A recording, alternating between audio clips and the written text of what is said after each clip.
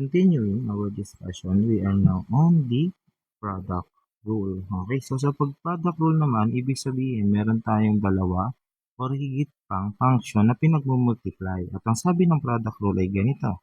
The derivative of a product of two functions is equal to the first function multiplied by the derivative of the second function.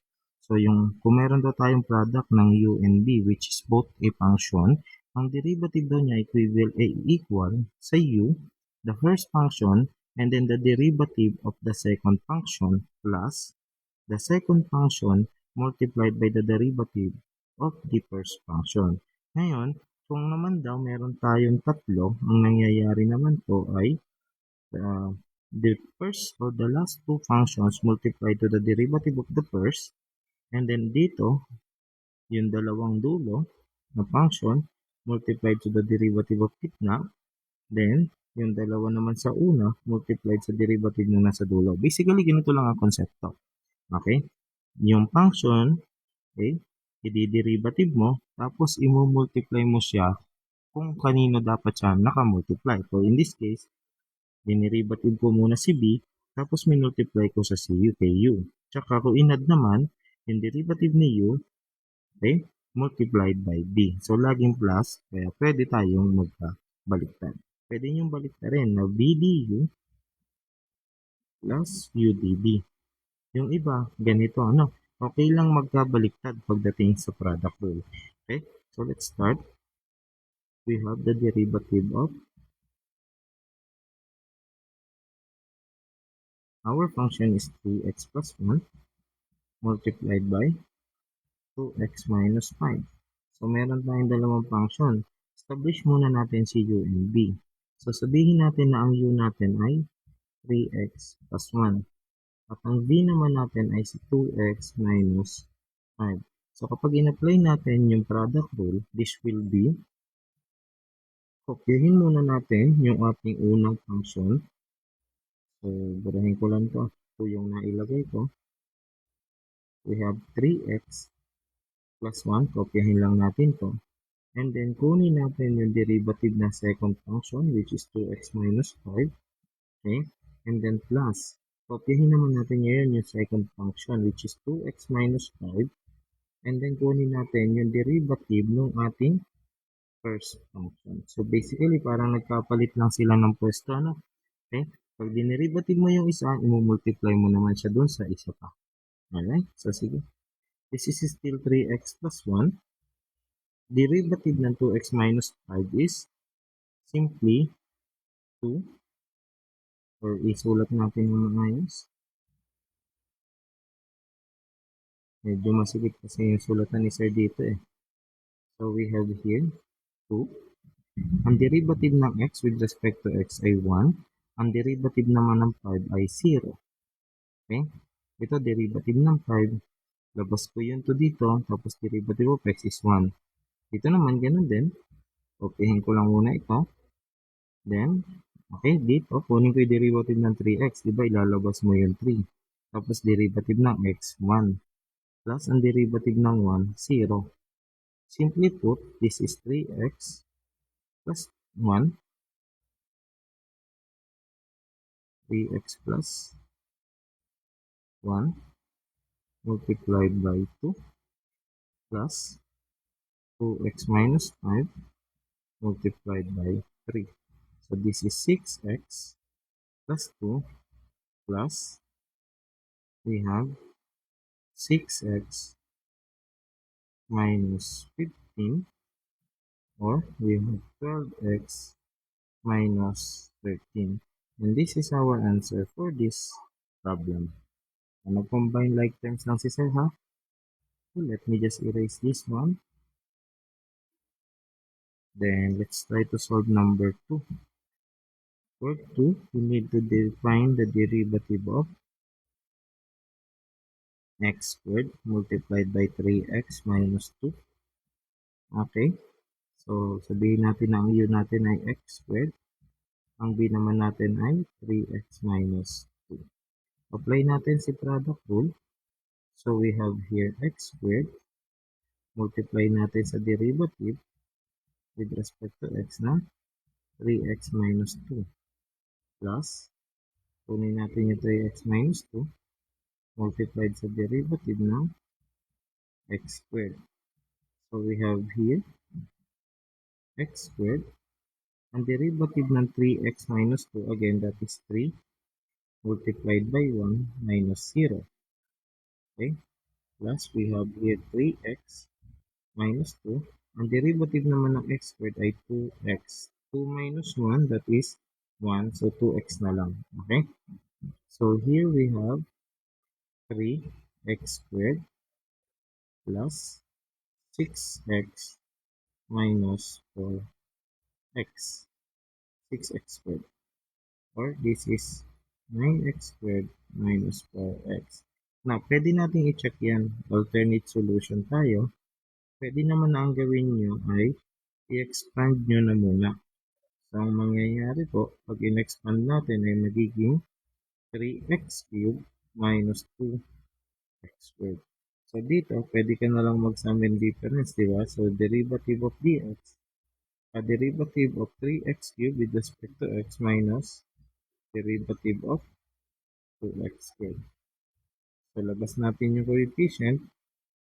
Then, derivative tayo ng x cubed, that is 3x squared. Okay, bawas na isa. Minus 2. Then, ang derivative ng x squared is 2x. So, minus 1 is 1, kahit hindi na natin isulat.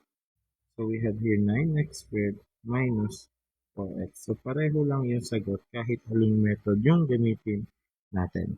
Kung mas nadadalian ka sa pag-multiply na lang or pag-expand, and then go for it. Kung ikaw naman ay mas nadadalian sa product rule, o pwede rin naman, wala namang kaso. Kahit alin yung gawin ninyo, pareho naman po yung tama. Okay, let's proceed with number 3. So for number 3, we have the derivative of x cubed minus 6x multiplied by x squared plus 4. Okay, establish muna natin ang u, which is x cubed minus 6x. And then ang b naman ay x squared plus 4.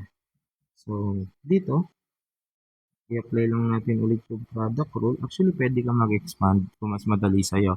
But for me, gusto kong gamitin na lang yung product rule, no? So, dito, kopyahin ko muna yung u, which is x cubed minus 6x multiplied to the derivative of x squared plus 4. Okay, then plus, kopyahin naman natin yung second function, x squared plus 4. Don't forget the parenthesis, multiplied to the derivative of x cubed minus 6x. So, we have here x cubed minus 6x. Kopyahin ko lang. Apply natin yung differentiation. So, the derivative of x squared is 2x. Bababa ito dito, kaya magkakaroon ng 2. Then, x raised to 2 minus 1. Kaya x na lang siya. Plus, the derivative of 4 is 0. Plus, we have x squared plus 4 multiplied dito. We have x cubed minus 6x. So, we have here 3x squared. So, bababa yung 3. Then, 3 minus 1. Kaya naging x squared na lang. Minus, itong 6x, derivative of 6x. Labas natin yung 6. Derivative of x is 1. Kaya 6 na lang yan. Okay? So, expand natin to.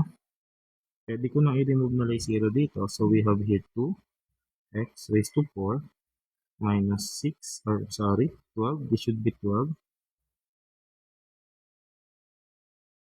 So, negative 12x squared. Alright. Then, puntahan natin yung ating second expression. So, we have here 3x raised to 4. Okay.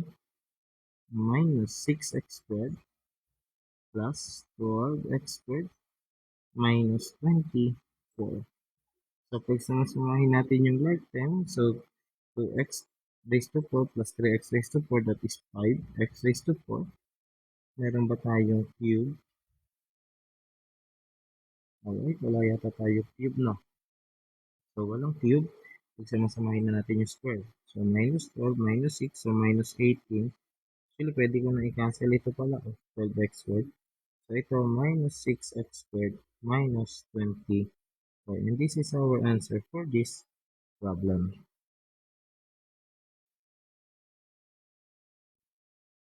Erase ko na to.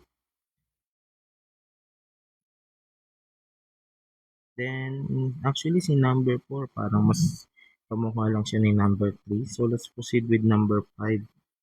Like, kasi si number 5, tatlo, no? So, we have to find the derivative of 2x plus 1 multiplied by 3x squared multiplied by 5x plus 2.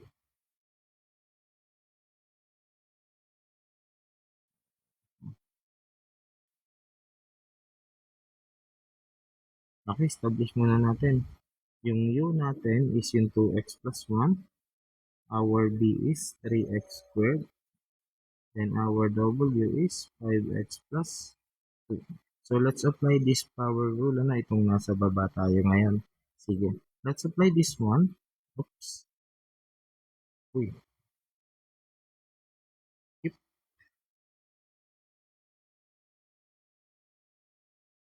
Let's apply this one. So, we have here equal sign. Uy.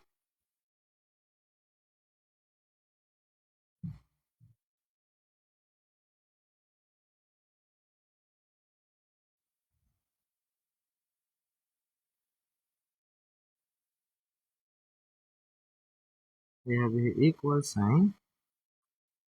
Okay. So, copyhin muna natin si v and w. So, we have here 3x squared. Then, our w is 5x plus 2. Then, we take the derivative of u, which is 2x plus 1. Then, plus, kunin naman natin si u and w. We have 2x plus 1 multiplied by 5x plus 2 times the derivative of v, which is 3x squared. And finally, we have plus u and v, which is 2x plus 1. V is 3x squared multiplied to the derivative of w, which is 5x plus 2. So, ito, expand muna natin to. Let's try to expand this one. So, we have 3x squared multiplied by 5x. We have 15x cubed plus 6x squared. Ayan, so, expand ko lang ito muna. Okay, that is this one. Apply natin yung differentiation naman dito. The derivative of 2x plus 1 is, labas ko yung 2. Derivative of x with respect to x is 1. Plus derivative of 1 is 0. Take note, derivative of 1 ay 0. Bakit 0? Kasi derivative of constant is always 0. Next line, we have, dito ko na lang simulan yung next line kasi medyo mahaba, hindi ka kasya. So we have here, distribute natin, we have here 10x squared plus 4x plus 5x. Multiply natin plus 2.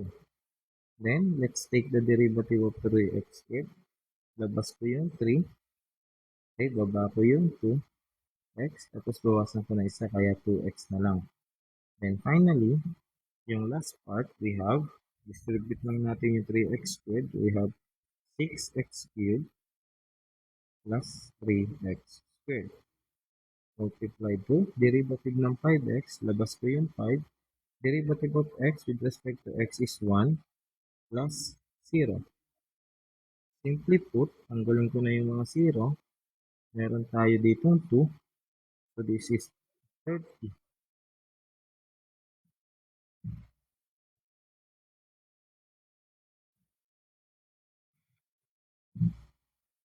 So, we have here 15x cubed times 2. We have here 30x cubed plus 12x squared. Next is, this line tayo. Ito, pwede na natin gawing 6x na lang na para madali na multiply. Then, let's distribute. We have plus. Ito yung galing sa first term. Then, the second term tayo. We have 6x times 10x squared. We have 60x cubed plus 24x squared plus 30x squared plus 12x. Pwede natin to i-combine, pero later on na lang. Then finally, last term, multiply na lang natin sa 5. We have here 30x cubed plus 15x squared. So, combine like term tayo. Lahat ng may x cubed, positive naman lahat. No? So, pag meron lang tayong sign convention, dun lang tayo magiging medyo careful. Kasi prone to error yan. Lalo na pag may negative. So, you have to be careful with negatives. Okay? So, let's combine like terms. Meron tayo dito 30, 60, at saka 30. This is 120 x cubed. Then we have here 12 plus 24, that is 36. 36 plus 50, plus 30, that is 66. 66 plus 15, that is 81. Tama, 81 plus 81x squared. On top of my head, that is 81 plus 12x. And this is our answer to this problem. So, medyo mahaba lang, pero madali lang naman siya. So, you have to practice lang a lot. So, pwede naman kayong gumawa ng some random problem na susolve ninyo. Then, ipacheck nyo later on sa mga calculators online or kay Mr. Google or pwede rin naman sa akin or sa GC natin. Pwede kayo mag-share ng problem.